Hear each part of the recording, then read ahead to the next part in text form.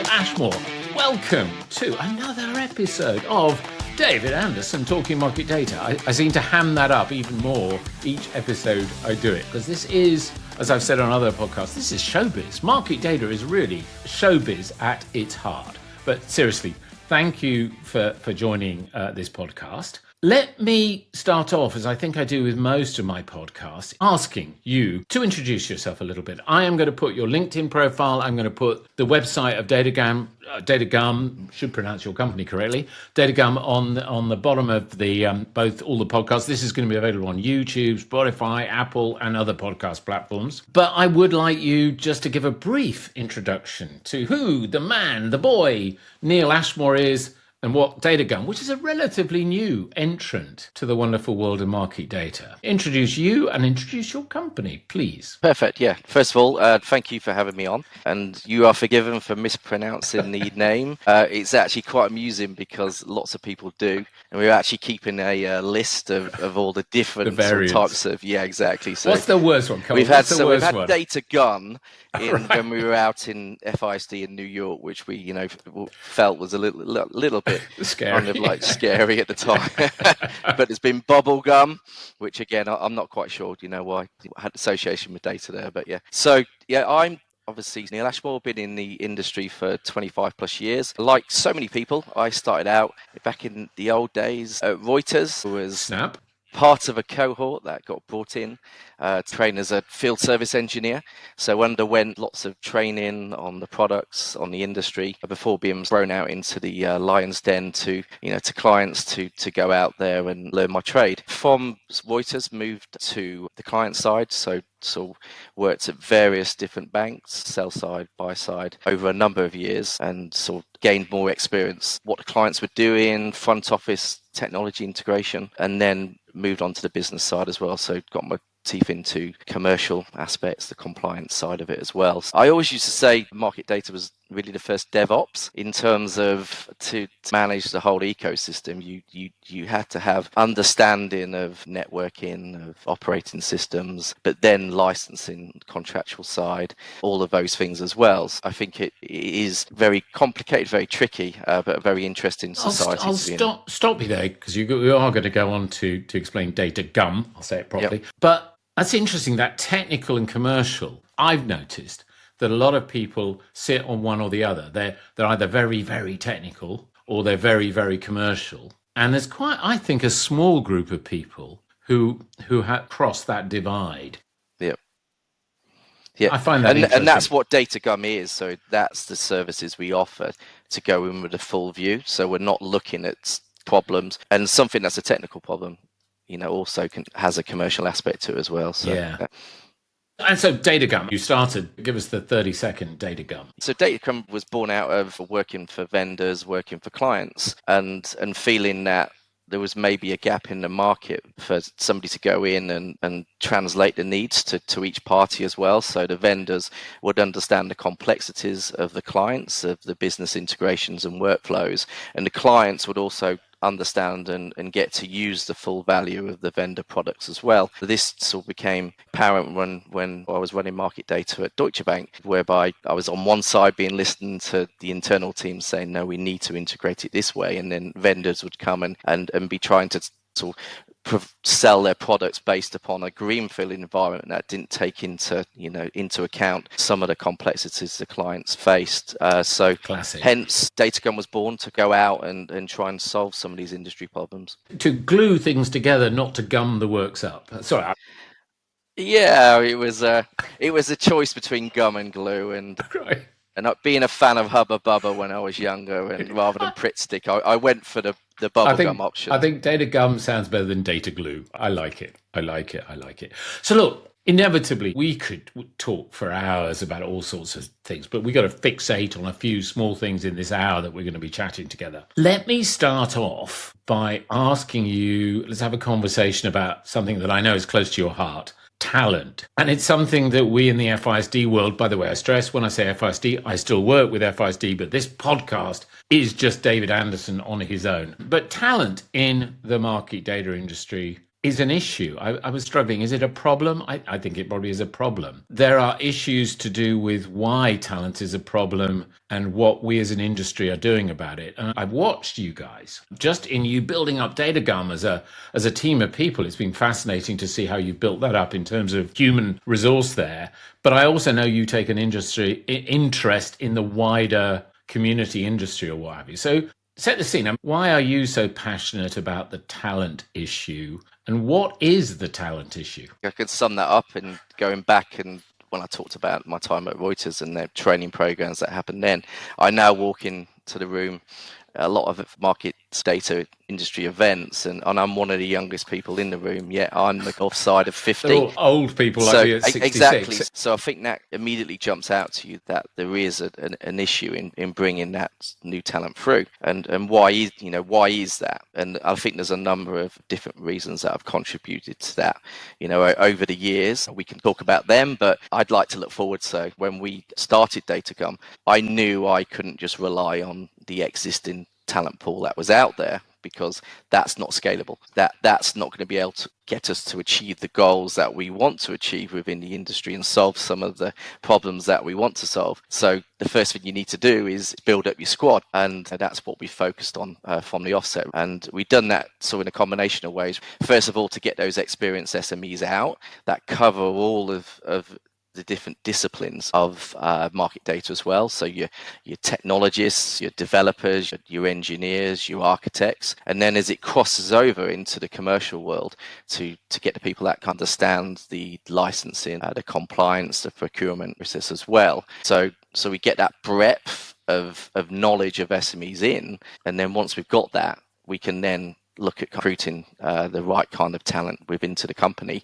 to transfer knowledge, to them. And I suppose when you're doing that, I'm going to use emotive wording, you can poach from other firms. I mean, you go to the resource that sits in these, could be vendors, could be customers, and you pull people from there. But if I'm picking you up correctly, it's like there's not enough of them. Yeah. Is that the essence? Yeah, and that creates a problem as well, because by doing that, it becomes a little bit of a merry-go-round, and all it does is it raises the cost as well of that talent, and also creates issues in terms of maybe delivery of some projects that will help the industry, because people are moving around and the talent pool isn't there to go and move these initiatives forward. It has to be addressed. The problem with addressing it is it's quite time consuming, but also it's quite costly as well. That was one of the challenges we had to overcome as a startup is, well, how do we go about bringing new people in and increasing that talent pool with the constraints and challenges that we have of being a startup. So there's queues of people outside your office in Nottingham, that well-known centre of the market data industry, queuing up, desperate to work in market data because they've heard such wonderful things about market data or university or wherever. And there's just a flood of people desperate to become market data people. I'm being flippant because it's the complete opposite, isn't it? Yeah. Who wants to work in market data? Yeah. Well, who knows what market data is? One of the jokes that we have is I met my wife at Reuters. She was in market data, and now when we meet people and someone asks, well, what does Neil do? And she'll say, oh, he works in market data. Well, what is market data? And she can't explain what market data is, and sometimes I try and explain. It's like, well, it's kind of the systems, and so you're IT, so I've got a problem with my router. Can you come up? No, it's not that. So it's about licensing. Like, can you look at this legal document I've got? No, it's not that as well. So I think her life, one of the challenges, if it's difficult for us to understand, then how do we sell that or market that to the new generations of people that, to attract them into the industry, which, is a challenge. I joined Reuters. I was on the sales side and then marketing and what have you. And I came in from, I'm just trying to remember when I first got my first job in market data, I joined Telerate as a salesman, but I've been selling PCs. So I was in technology and I think a recruitment person, here's another technology. And I've never heard of Telerate, didn't know anything about it. So I had no knowledge of market data. I just got a job with a company that was in market data. So when you joined Reuters, where were you before that? And why did you join Reuters? What tempted you? That's a good question. That's a good story. So I was at Burnley Football Club. I was a coach for their Centre of Excellence.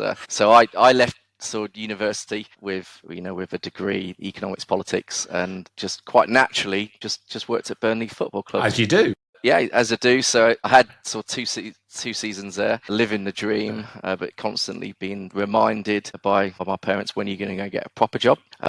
And so So you eventually, did.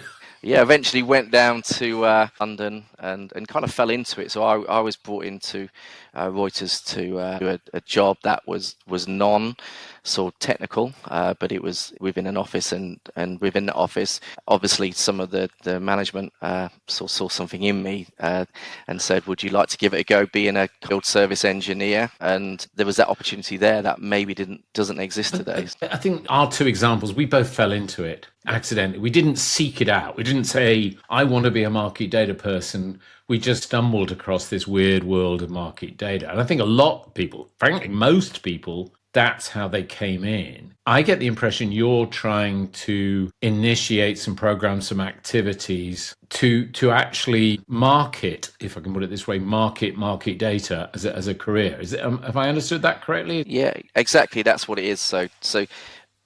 So our approach is to take a step back and look at some of the components of market data, so which people can relate to as well. So we're heavily involved with both universities in Nottingham, and we go to career fairs, or we put job posts up. And so what do we do to attract the people to our stand? There's various different things. First of all, we get our graduates to host those fairs as well. So young people that do it, that come from, again, different sort of disciplines, different backgrounds, so make it approachable. We advertise ourselves as a startup because, again, that's seen as being quite sort of fun and exciting for the younger generation as well. But then we go into some of the different kind of skills that are required, or some of the different activities that we do as a company, and try and make it sexy, for want of better words. We're heavy into data science, we're heavy into software engineering, we're heavy into analytics, into problem solving. So there's lots of opportunities. So data science, startup are all words that resonate and we draw in. I think if you said market data, I find it interesting. I think it is sexy, but I don't think if you're talking to the uninitiated. But the thing is eventually they do, and that's the key to it. And the other thing as well, we're not only looking for your data scientists, for your computer science. We're open to every degree that's there, or every subject, because we think we can teach the skills that are needed as well. So, and it's some of the skills you can't teach, which are the important ones as well. So those analytical ones, those soft skills, which don't necessarily confine to one particular degree. You give us somebody with the capabilities, and we've proved this on the training courses, that we'll teach everybody, no matter what what their discipline is, a little bit of Python. We'll teach them data analytical tools. We'll give them financial markets training. So there's that breadth, and so they get an understanding of it. We believe within a couple of months we could teach someone to software develop it, because you can follow that very structure. You can do it. And somebody taking a step back, some of the analytical skills and some of those soft skills with relationship building, project management skills are absolutely key to our industry. But they're key to all industries. I mean, those relationship management, project management, whatever, you can probably get training courses, get teaching from lots of different places. But the understanding the financial markets, the capital markets, understanding some of the nuances, the quirkiness of our industry is tricky. I find it interesting. I think both Goldman Sachs and I think JP Morgan, and maybe others do this, but these apprenticeship schemes, which I think are quite interesting, where it's a wider, beyond market data topic. Should you go to university and rack up enormous student debts, or do an apprenticeship where you learn on the job, you get paid, and you end up with a degree as well? I know Goldman's and JPM do that. Yeah, that's something we do as well. So we've got an advert out with UON this year for a data science degree that people can apply to. But I think you need to go beyond that as well. So it's not necessarily just about universities. A lot of my peers within Reuters came from very different backgrounds. Not many went to university. They came, but they effectively kind of had the capabilities, and so, as well as the relationships that we have with the university, we've got relationships with the college, but we're also experimenting by bringing people in and giving them the opportunities that maybe a little bit older, that for whatever reason, it could be sort of social economic disadvantages, that that have got the capability but never the opportunity as well. We're piloting with that with sort of individuals where we bring them in and we give them a very structured 18 months to learn a discipline, whether that be data science and software engineering, to give them that opportunity. And to be honest, we're finding that the skills that they bring and also the diversity of thought, just enriches the whole program as well. It's funny. And I think I'm going to put a football analogy in here at some point as well. Although I hate football. I know you love it, but I'm one of the weird people who doesn't like football. But I'll still do a football analogy. Yeah, I won't hold that against you. I know. It's a bit strange, Many don't. I know. I don't fit into the Englishman sort of stereotype there. But it's interesting. I think the analogy I was going to talk about is that a lot of football clubs in the UK have got these academies where they're bringing people through, rather than the classic major football clubs who will literally buy players, talented players from other clubs. They still do that, but then trying to bring a pipeline of new people and train them up has proved fruitful for a lot of clubs.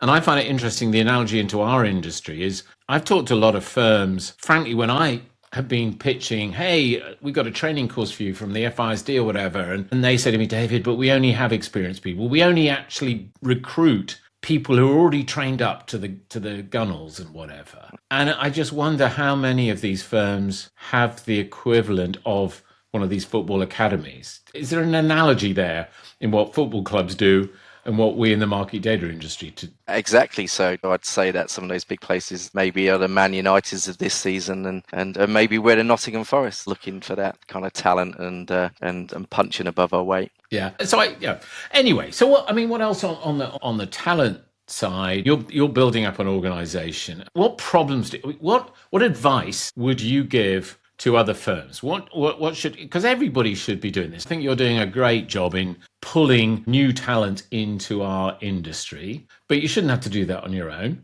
And I know other firms are also wrestling with this headache, this talent shortfall. What overarching advice would you give? What problems have you had when what have you learnt on your journey? Okay, yeah, that's a very good question. I think the advice I would give starting on that is be prepared for the talent that you're recruiting. So I think you need to put into place good training to begin with, so it's very clear what this industry is, what they need to know, and that can be both given formal training, but also advice on resources that they need to go to learn more as well. I think that is key, and I think it's also giving them meaningful tasks as well. So for example, we had internships in last summer that we gave them a problem, and the problem was to analyze some data from a vendor that was very complex and to come up with a solution. So it was a real market data problem. They grasped it very quickly and came up with a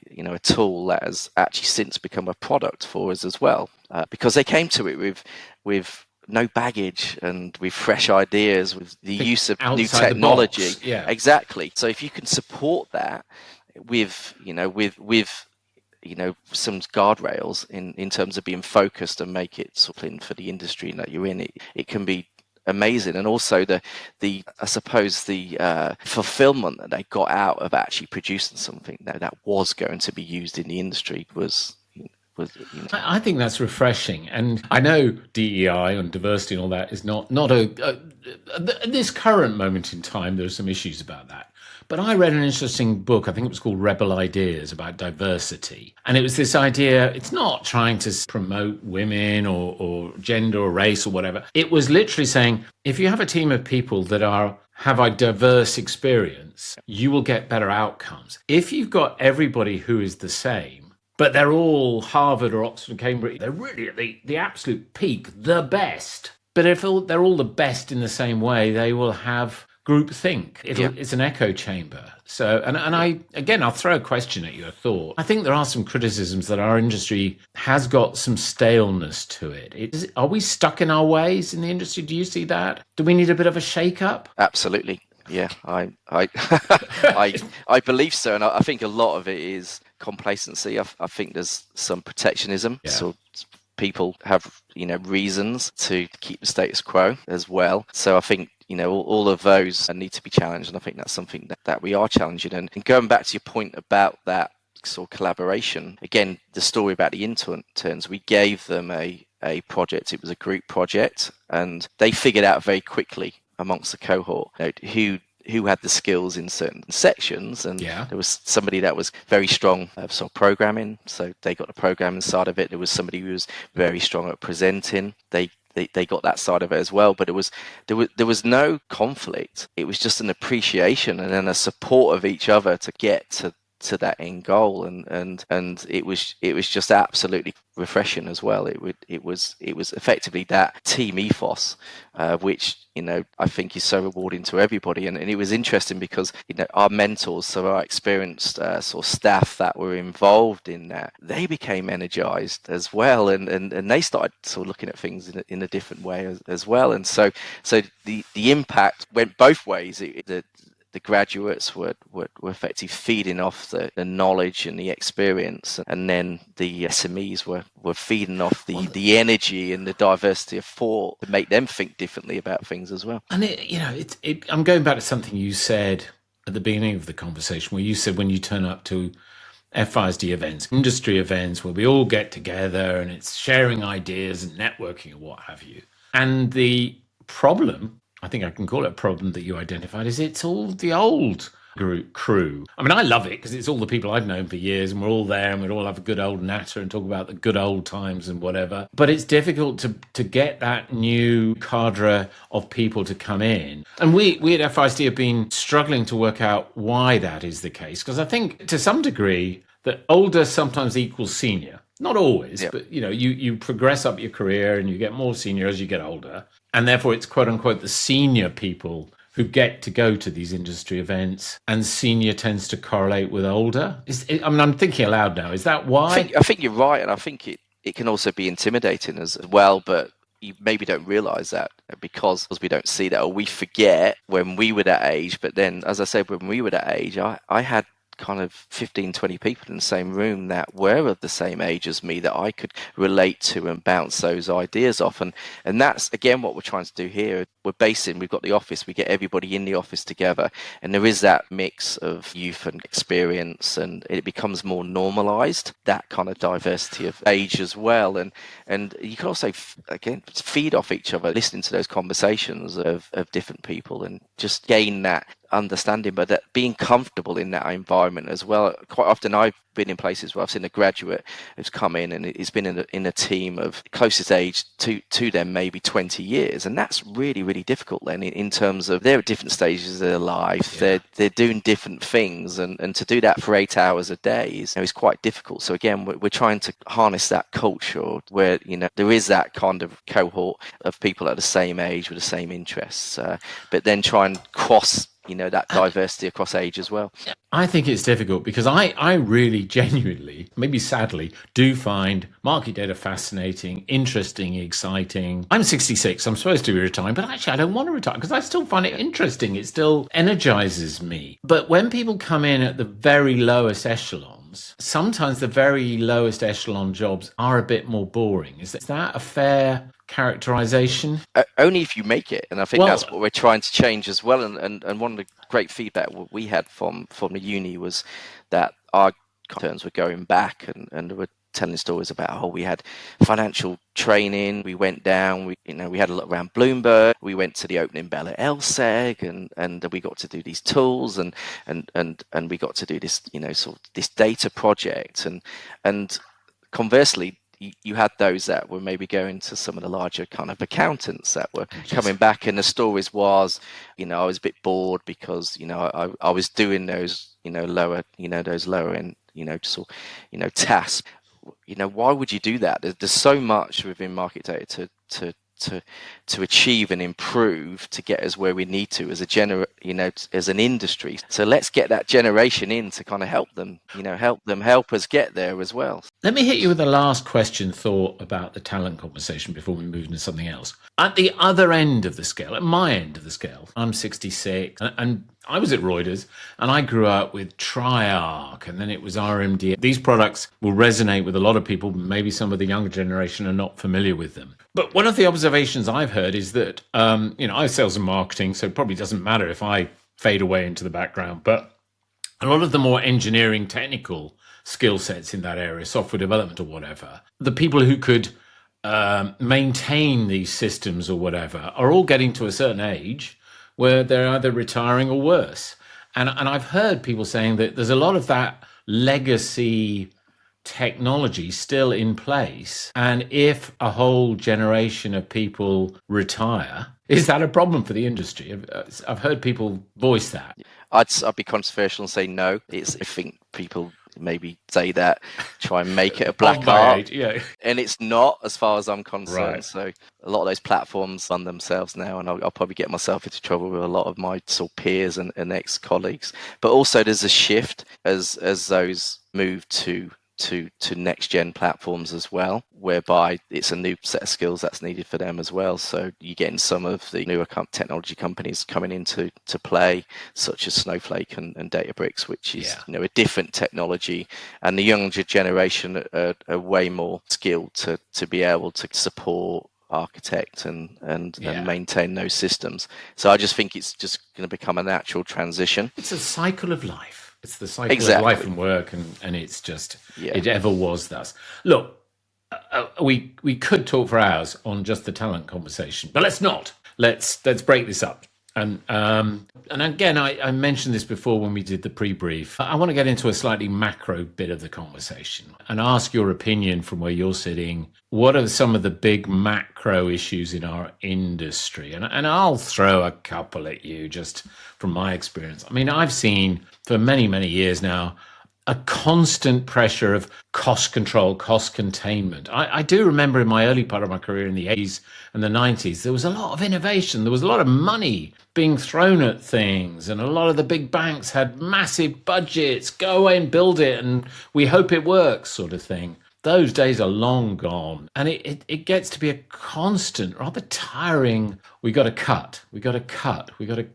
And that's one dimension. And I think linked to that dimension is a massive focus on counting and monitoring. You've got to have all these systems to see what you've got and what it's doing. So there's a massive focus on that. You've got a couple of new technology. The cloud came along a few years back. Now AI's, everybody's talking about. Those are some of the big. I mean, give me what do you see as the big macro trends, issues in the market data industry? That's a sweeping question. It is, yeah. There's lots to cover, so we could probably just do an episode on each of those. I know. I think you're right in terms of everything is cost driven, and I think that puts constraints on some of the progress that can be made within the industry.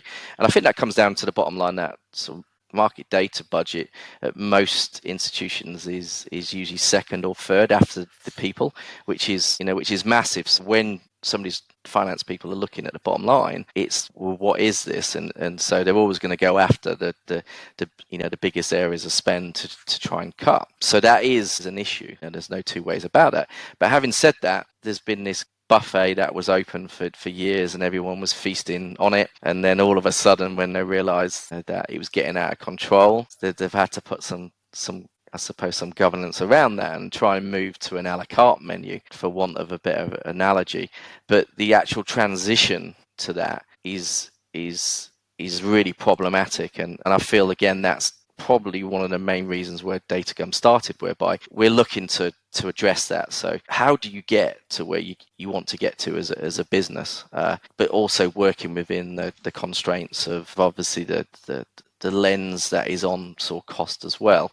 And so the way that we approach that is we go and firstly engage with clients at a very low entry point from a cost level. So we don't go in trying to sell them millions of pounds worth of services. So we'll engage and we'll say we'll do a small engagement, maybe 15-20 days, and we'll look at how you operate and provide some kind of feedback and give them tangible things to work on. But there has to be an ROI. It has to be so clearly defined and deliverable, to the client to really move forward with that. Let me ask, cost control is a big macro topic, but there must be are there subsets of that cost containment, cost reduction discussion? Where are you seeing most of the firms that you talk to, the customer firms, consumer firms? Is it just we need to cut market data overall by 5%, or are they Do they look at different parts of the market data pie and look at it differently? I'm trying to drill down. So it's a very good point. So I think it comes as a percentage in most firms. So you've got the CFO or the finance teams, the business heads that are looking at the actual budget, and it is a arbitrary target of percentage. And then it's down to the market data teams to actually try and find where that comes from.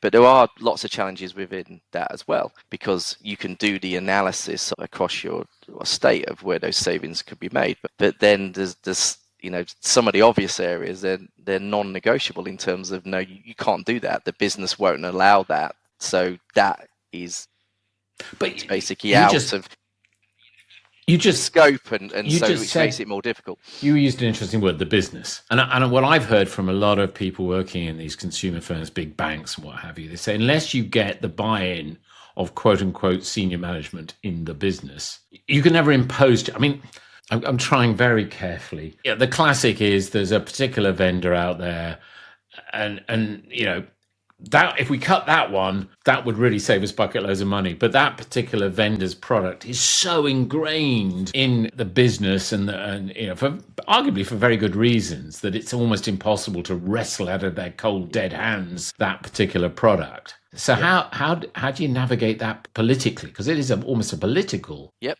there's two ways. Firstly, there's a lot of fat on the bone at the moment. Yeah. So it's not that difficult at most organizations, especially as you move down from the tier ones to the medium sort of size companies that maybe haven't got the resources and the expertise to be able to manage the environment. So I think it's less challenging there. But then at those other organizations, it's putting together that compelling business case, and then getting the right business sponsor to actually, from top down, to actually say, we're standing behind this project. You are going to do it, which is extremely challenging. But I think companies are more open to that now because of the cost pressures that are on firms. So we're seeing more engagement at a senior level for it to come top down. And I think, that's something that, as a company, we can kind of go in and help build that business case and then understand how to communicate that effectively, and then to help the clients deliver that change as well. Because the problem is if you get the business sort of sponsor, you get the buy-in, but then you don't deliver the transformation, then again all credibility goes, and then so when you're going with your next proposition, then it can fall on deaf ears. So you just need to have that success from the proposition to the execution of the transformation. I mean, are we in the market data industry a bit like the UK National Health System? Anybody who's not in the UK, the National Health System, the NHS, is the government-run doctors, nurses, hospitals and everything. And it's paid for through our tax in the UK. The reason I mention it is because people say, look, there's another wonder drug just around the corner that would cure this particular disease, or there's a wonderful new bit of machinery that could diagnose something a bit earlier. You could just keep spending money and you would solve new problems. But as somebody said, there's a finite amount of money. I mean, is it, because the thing that strikes me in our market data industry, there are new technologies coming along all the time. There's new data. I remember the whole alternative data genre came out. There's always something new you could spend money on. And that's exciting. That's innovation. But we seem to have a finite amount of money to spend on it. And I feel that the financial businesses, big investment banks, are not doing as well. They're not as profitable as they were 20, 30 years ago. That's a very macro, I don't know whether you feel comfortable talking about it. I don't know, but I'm just conscious that trading profitability isn't what it was 20, 30 years ago. Is that part? I think that's true, but I think that's down to, more competition. The margins are being reduced. And I think technology's played its part in that. As well. Look on the buy side, maybe companies like Robinhood coming in, and like a new generation of people that are kind of investing on new platforms. So I think there's various different reasons to why that, but I think you're correct. Maybe market data is not kept up in embracing those technologies and making themselves more efficient and more agile as well. And I think there's a number of reasons for that. I think there's the actual need for the data quality is the important thing, and the aversion to risk, because the impact that the risk can have on financial loss is and actually getting individuals to to maybe sort of stick their heads above the parapet and commit to that is quite difficult as well. So that's a challenge that the industry has. That data quality point, I've heard that mentioned a lot, that the data quality is a focal point of a lot of banks. Look, again, that macro discussion, as you said, we could have 5 episodes just on that. So we've touched on it. But in our last 20 minutes or so, I'm focusing back in on Datagum and where you sit in the ecosystem of the market data industry. And I think, from having understood what you do, is you have some tools, and tools is an expression we use quite a lot in the market. There are various firms out there with different tools. And then you have services, which is a sort of human expertise that you can bring to bear. Could you just set the scene or explain a little bit about some of the tools and why you've done some of your tools, but also where your tools fit in the wider ecosystem with other tools? We were talking about this offline. Yeah. Talk about tools. Well, first of all, I'll maybe give you some background of the services, because I think that's important. So we offer professional services, and this is important, whereby we can go in and we can engage with the clients, we can listen to their problems. And when our clients are both vendors and also exchanges and data providers, but also your traditional, so what you'd refer to as clients, so you buy, your sell side, your brokers, and all of those kind of sort of consumers as well. So we're kind of unique, as in we service all of those, and we go in and listen. Well, what are your pinch points? What are you having problems with? Where can we help you? And so we've been very successful on the professional services side of it. We've going in, engaging, and been able to get lots of sort of work and contracts, which is great. But the problem with that's only scalable to a certain extent, because there's only so many people out there that can actually do that and do that well, which goes back to the conversation we had about our recruitment policy, whereby we're trying to recruit people that can help support that particular function. But the most important thing is it gets us engagement, it gets us listening to what those problems, and we've got a very good idea of what they are, because we've all been in the industry and had those problems ourselves over the years, and that's why, again, going back, we set up Datagum. So that part of the business is very well established and doing very well. The next sort of phase of the business, we'd like to build upon is developing that into a managed service. So whereby, especially on the medium to small firms, whereby market data is quite difficult to manage, because it does have that technology element to it, the commercial, and it can be quite daunting and also be very expensive for some companies.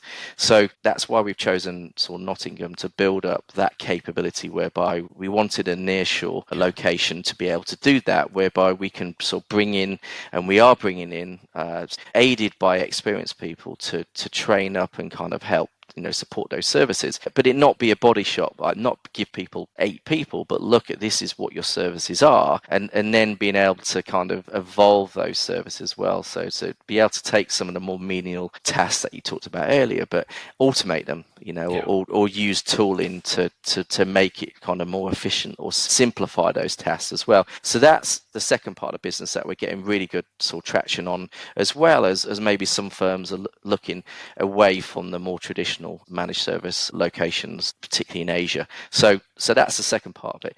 And then the final part is the products and the solutions. So rather than us trying to build a product that we maybe kind of go and compete, or we try and position to replace something else, we're actually trying to build products that try and integrate existing products to solve some of those interoperability issues that you have as well. So the realization is that it's like unpicking spaghetti, going into some clients and trying to introduce a product. The cost of change, the complexity is very difficult and beyond scope or the capability for a lot of clients. So we're taking a look at what the products they've got, and then saying, well, how do we make them more efficient? How do we connect them to vendors' products, like the existing systems you've got? So an example would be an inventory system. So we've worked with various different sort of inventory systems at bank, one being Calero, and being able to... Alistair Brooker on an episode mentioned you guys. Yeah.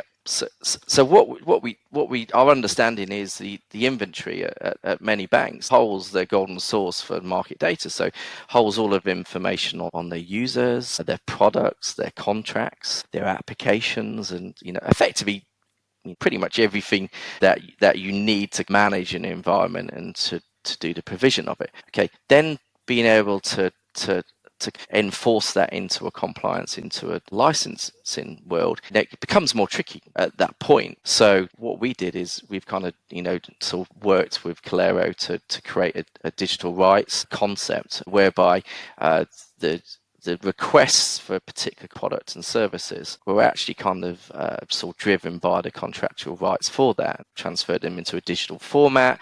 So effectively, before it even got to the technology, to the distribution platforms, we understood whether the user was provisioned to do that, and then what the cost was, and all those good things in terms of what are required from a market data perspective. The great thing was that we were then able with our tools to integrate that with existing platforms, entitlement platforms, the traditional ones that are out there that kind of manage sort of data very well, but also maybe some of the new kids on the block as well, which maybe haven't got the same level of tools or understanding of that licensing. So we integrated it with Snowflake. Yeah. We integrated it with Databricks. So effectively what we're doing is we're driving the licensing and the whole request process, through the traditional tools that are in place, and we're just kind of aggregating that, and then again existing using products, but then maybe new products where those tools don't exist, then we're kind of enabling the functionality of that as well. You mentioned a wonderful phrase, digital rights management. I've been engaged with that for a few years now in our world. And it is an obvious area, as you've discovered, to approach, engage with, and provide services on. But there's a but coming there.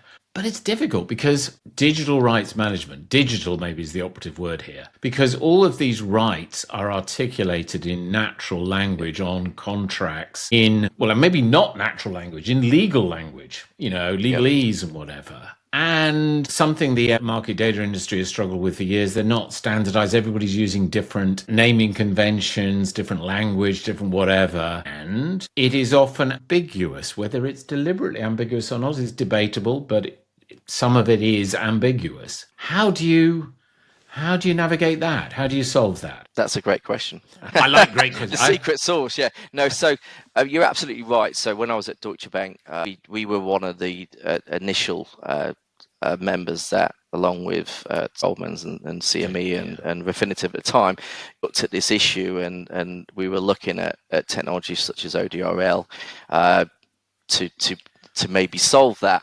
The problem was it's getting that uniformity and that collaboration across the whole industry to get everybody to use it, and that's a really difficult thing to achieve. Not saying it's never going to be able to achieve it, but it needs a consensus, like if not regs to enforce that. And so what we decided is that's great, but we can't. So we've got real problems that we need to solve now. So we can't sort of wait around for that. So we just have to use what we can that is actually available at the moment to create our own form of that kind of digitization. And so it was a very manual process. This one particular client, they had an issue, as many other clients do, with licensing and being provisioning index contracts, which are becoming more complex year by year. An example of this is if you want particular access to an index, it could be dependent on where that user is located, what application they've got, what their business role is. It could be limited to a number of them, and a whole different conditions. So we actually went through the index licenses of contracts, and we took out all of the key terms to that, and we digitized it, which was no mean feat, but it was the only way that we could actually do that. You try and use Deseo tools out there that can read contracts. That we've tested all that. We're ongoing, but ultimately you can use a mix of human exactly. and AI. But ultimately, you need that sign off to say, well, this is our our understanding of that, and it can be an engagement back then with a vendor to say this is the interpretation. Some of it's very obvious. 20%, maybe 10% is ambiguous, and so they're the ones that you have to kind of back and engage. with as well. So a pragmatic thing is you can do a large part of it. You maybe not do everything, but you don't need to do everything to save some time and money, whatever it is. You don't have to solve the entirety of it. If you can ease the burden of a large part, that's enough. Is that the inference I'm taking? Yeah, exactly. Yeah, some of it is very straightforward. And again, like you're saying, it speeds up that time to market. So whereas a user may request a particular index and there was human intervention to go, are we licensed for that? Is it in this family? Is it that product? Is it covered? At what location? And so it could take effectively weeks to effectively get a decision and then maybe license it and provision it. That's all taken care of now. So it would be David, he's based in London. He wants access to that particular index. He wants it on this application. It's that checklist of yes. And it's then comes down if there's a cost. Obviously, you're going to go through the same approvals for that, but effectively as soon as that's approved, then we can just route that to whatever platform is at distribution, whether that be a Databricks, a Snowflake, whether it be internal databases as well. So we can route that and we can actually kind of manage the control of that as well, which is quite powerful, but also provide the feedback on the usage so you can report that back and give the client good intelligence. You hinted at the beginning of just talking about this topic of, I think you hinted there could be some areas for collaboration, cooperation, I don't know what the right word is, with the industry, with all the different players trying to get their heads together and agree on some things. I'm being deliberately vague because I've been through this for 20 years and we as an industry have struggled with this, and we've struggled with trying to get some sort of consensus.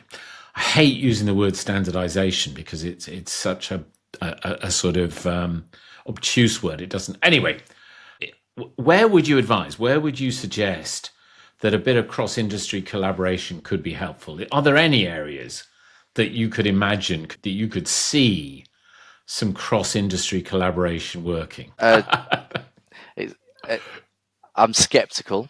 Are you? If I'm being honest with you, like I say, going back, I think it maybe regulation would force it, but then you've got the issues of combining the global regulations. Yeah. Because it may be the EU would, but then the US wouldn't, for example. So again, that's one of the problems with that. And then I think it needs the big vendors, the big players, if they could set a lead and say this is how we're going to kind of collaborate to make this more formalized, then that would be a step forward. But is there a willingness to do that? I'm not sure, because I think it's going to be hugely costly. So who's going to pick up the bill for that? Are the vendors? Are the consumers? So yeah, it's very difficult to do, which again, hence is what we're trying to do is solve that problem as best as we can, or provide the tools to overcome that. For as many use cases as we can, particularly in those data sets that sit outside of it at the moment. So the non-real-time ones, which have had the benefits of the tooling and the investment, over decades. So I think you're taking a pragmatic approach, and I've used an analogy. I don't know if it's a good analogy in past podcasts and general discussions. I think what we were just describing is a disease. There's non-standardization. All the differences out there is this disease, and hey, let's find a cure. But I don't think there is a cure. But what you're doing is, you're the night nurse of the market data industry. What an excellent product that is. I should get shares in that as well. Yeah, exactly. Yeah. So the night gum, maybe. Yeah. But in a sense, you're dealing with the symptoms. The symptoms of this. And that's a pragmatic approach. And again, I think if we're trying to change that mindset, whereby we want to work with everyone, we want to be the enablers, because we think there's some amazing products out there, and there's some existing tools that you're just not going to change. So let's look at how do we integrate them and get a positive outcome from that as well. And I think it's being well received. We're engaged with lots of the large vendors and exchanges, and having good conversations with clients as well, because again we're trying to solve the problems rather than sell a product, and I think that's what our message is. And the more of us that do that, the better. Come and join us. Like if more people come and do that, it's only going to help the industry. Well, I think so. And I'm sure it'd be wonderful if you could do it on your own, and Datagum would make a fortune out of that. That'd be wonderful. But inevitably, it's about working in this ecosystem and looking at other companies to cooperate with. And I think it's got better. I think in recent years it's got better as well in terms of the conversations with the vendors and the clients, and there is a realization that we need to do something as an industry. So I do think there is a lot more kind of openness and willingness to work with each other as well, and that can only be embraced. I see that too. Neil, I'm looking at the clock. We're almost at the 1 hour stage, and again, with each of these topics, we could have talked for hours on each of them, and I'm wont to do that offline. But let's draw this podcast to a conclusion, as I mentioned when we did the prep call before. So last thoughts, final thoughts, something that you would wanted to say throughout this whole podcast, but I didn't give you the chance to say, finishing thoughts, wrap it up before we say bye-bye to each other. Crikey, you didn't give me enough time to prepare for that. We've covered so much. Again, I just think, that I'd like the industry to be more collaborative. And I know that's a bit of a word that makes people sort of cringe, but it's so true. And I think that we need to look at what is the next generation of kind of market data, both in terms of products, collaborations, people, more importantly, as we go back to that, and how do we get there? And I feel sometimes the issues in market data is that we've started working on the next generation, and by the time we've actually implemented it, it's legacy. And I just think that we need to be better than that. We need to embrace new ideas and innovation and move the industry forward. Good words. Let's hope people are listening. Let's get more collaboration. As we often say, we have to say in the FISD world, collaboration, cooperation is good. Collusion is bad. And I think a lot of people are occasionally frightened. They think it's collusion when they're talking to competitors or whatever, but we can navigate that. Neil, thank you so much for doing this. As I said to a lot of the people I've had on my show, David Anderson Talking Market Data, I hope you'll come back for future episodes. So I'm looking forward to doing that. So thank you. Yeah, thank you. And cheerio. Goodbye.